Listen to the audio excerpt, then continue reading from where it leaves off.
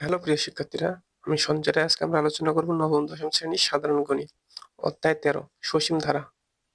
দেখো উদাহরণ 5 কি বলছে যে 7 + 12 + 17 প্লাস চলতে আছে ধারাটির প্রথম 30টি পদের সমষ্টি কত। তার মানে আমরা এখানে বলতে পারি না যে ধারাটির প্রথম পদ কি, ধারাটির প্রথম পদ a = 7, ধারাটির সাধারণ অন্তর সাধারণ অন্তর কত হবে? সাধারণ অন্তর ডি। দ্বিতীয় পদ থেকে প্রথম পদ বিয়োগ 12 - 7 যদি হয় তাহলে কি 5, অথবা তৃতীয় পদ থেকে দ্বিতীয় পদ বিয়োগ 17 - 12 = 5, মানে কি সাধারণ অন্তর আমার 5। এখন দেখো তো ধারাটির কি বলছে আমার, তাহলে এটা কি একটা সমান্তর ধারা হবে না? যেহেতু প্রতি পদের কি এক পদ থেকে আরেক পদের পার্থক্য কত 5 সমান, তার মানে কি এটা একটি সমান্তর ধারা। অতএব ধারাটি সমান্তর ধারা।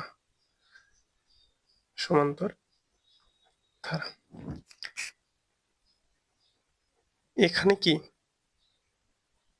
পদ সংখ্যা কত বলছে? 30টি পদের সমষ্টি। এখানে পদ সংখ্যাকে আমরা কি দ্বারা প্রকাশ করতে পারি? n দ্বারা। তার মানে কি পদ সংখ্যা হচ্ছে 30। তাহলে আমরা কি জানি? আমরা জানি যে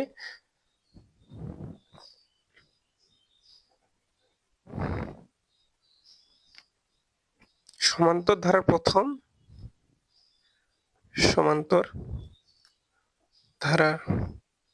প্রথম n সংখ্যক পদের সমষ্টি কি Sn না? এখন সূত্রটা হচ্ছে কি তাহলে বলো তো? Sn হচ্ছে n divided 2a plus n minus 1 to d। তাহলে n এর মান আমি কত পাইছি? n এর মান হচ্ছে আমি 30 divided 2 এর মান কত? এর মান হচ্ছে আমার 7। দেখো এর মান 7, d এর মান হচ্ছে 5। 2 into 7 প্লাস n এর মান হচ্ছে 30 minus 1, d এর মান হচ্ছে আমার 5। তাহলে দেখো এখানে কত আসবে? 15। 7 দুগুণে হচ্ছে 14 প্লাস 30 থেকে 1 বিয়োগ করলে হচ্ছে 29। 29 এর সাথে 5 গুণ করলে কত হবে? 29 into 5। এখন যদি আমি এটা গুণ করি তাহলে আমার গুণফল কত আসবে? দেখো তো 15 into 14 প্লাস হচ্ছে 145 145। তাহলে দেখো 15 14 আর 145 যোগ করলে কত হবে? 159 159। এখন এই যে 159 কে 15 দ্বারা গুণ করলে কত হবে বলো তো?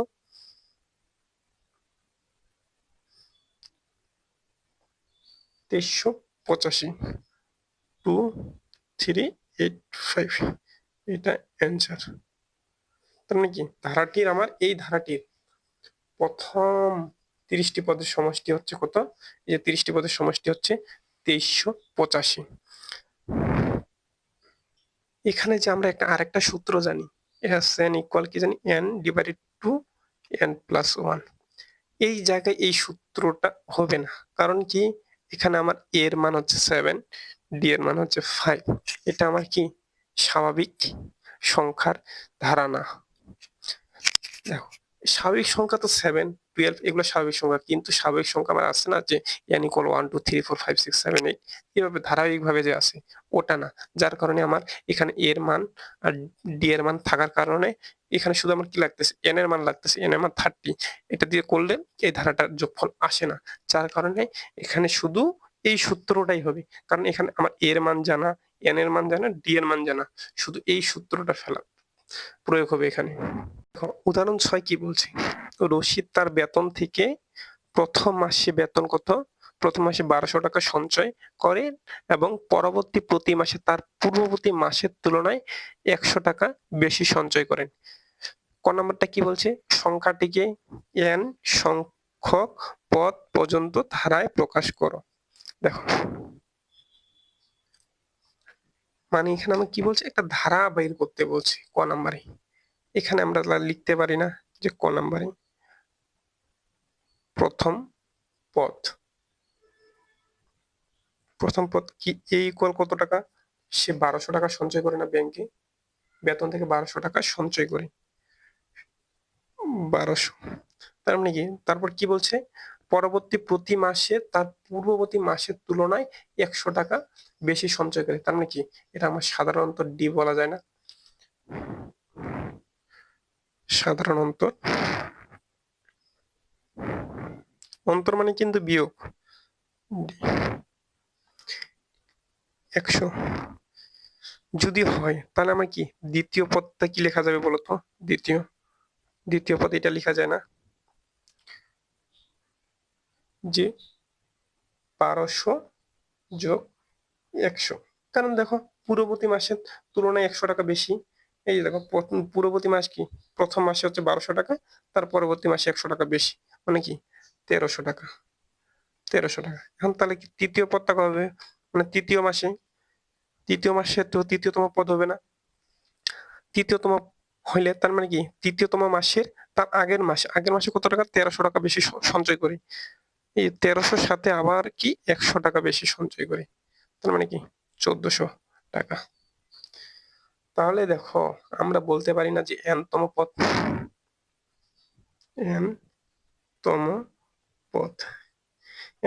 আমরা কি জানি? a plus n minus 1 into D. এখন দেখো তো n মানে এর মান আমরা কত জানি? 1200 না? 1200 n এর মান তো আমরা জানি না। 1 ইন্টু ডি, দেখো ডি কত? 100 জানি না। তার মানে কি লেখা যায়? 1200 ইন্টু 100 n মাইনাস 100, এটাকে এইভাবে লেখা যায় না? 1100 প্লাস হচ্ছে 100n। তার মানে কি n তম পদ যদি এটা হয় তাহলে কি ধারাটা আমার কি হবে বলতো? ধারাটি হবে তোমার এই যে প্রথম পদ 1200, দ্বিতীয় পদ কত? 1300, প্রথম পদের থেকে 100 টাকা বেশি। তারপর দেখো দ্বিতীয় এই পদের থেকে আবার 100 টাকা বেশি, তো 1400।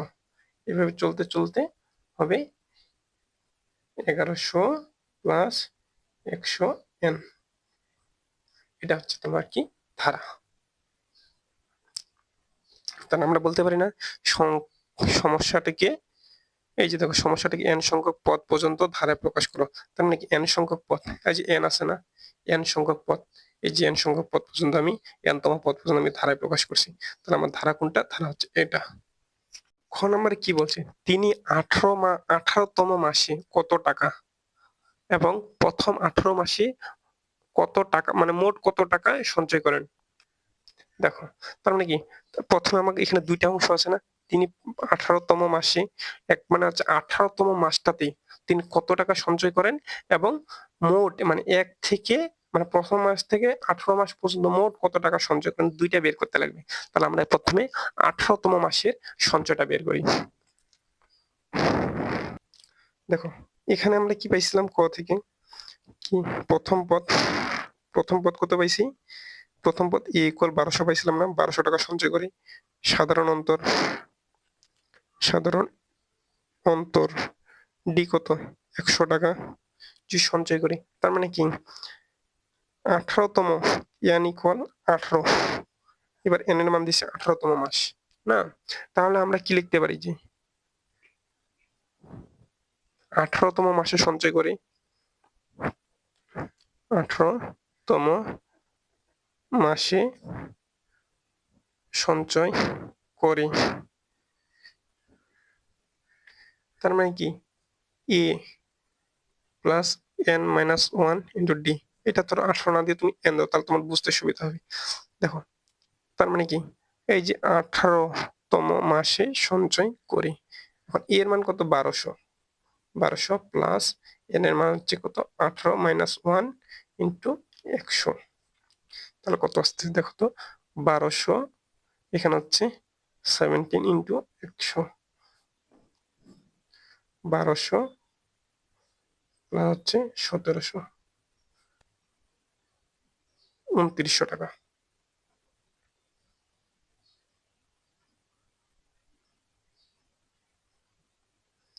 তাহলে বলা যায় না তিনি 18তম মাসে সঞ্চয় করেন, তিনি 18তম মাসে সঞ্চয়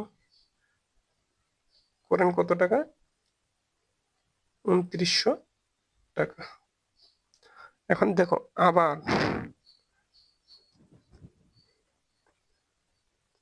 কি বলছে, প্রথম 18 মাসে কত টাকা মোট সঞ্চয় করেন, মানে কি প্রথম যে প্রথম n তম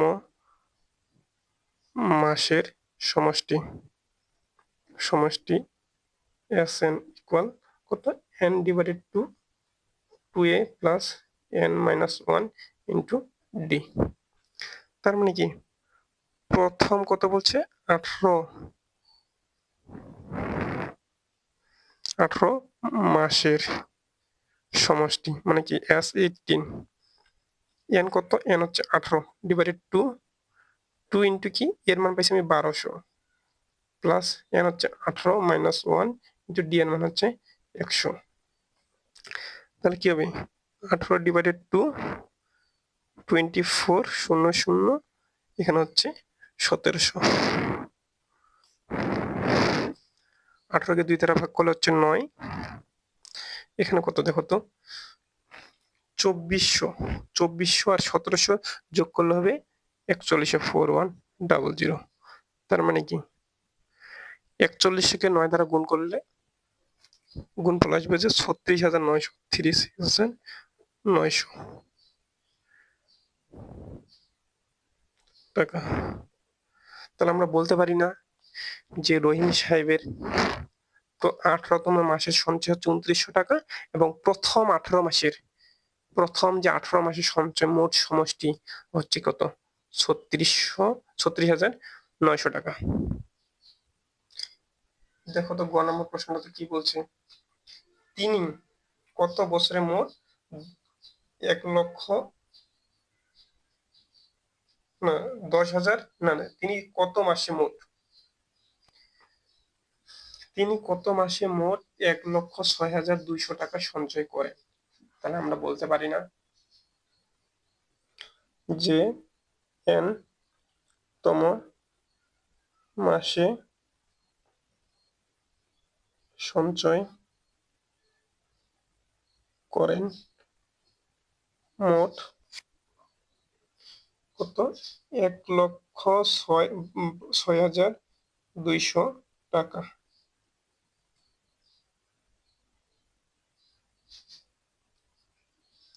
তাহলে আমরা কি প্রশ্ন মতে কি জানি, প্রশ্ন মতে সঞ্চয় সূত্রটা কি, n divided to 2a plus n minus 1 into কি d। তাহলে দেখো এখানে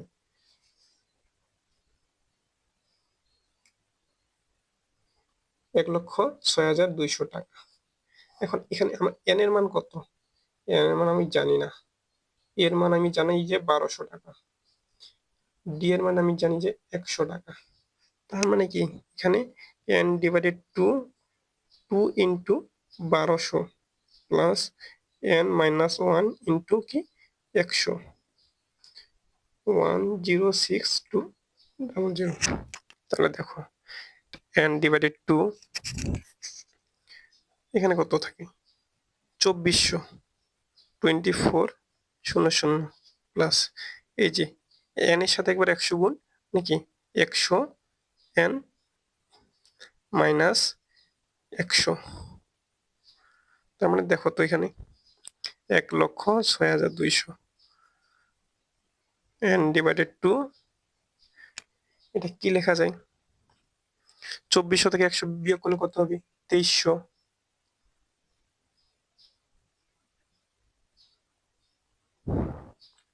2 3300 প্লাস হচ্ছে 100n ডাবল জিরো।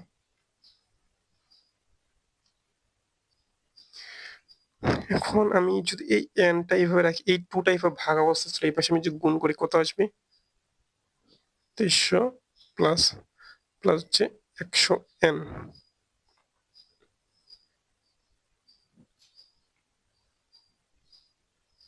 2124000, 2,12,400 টাকা।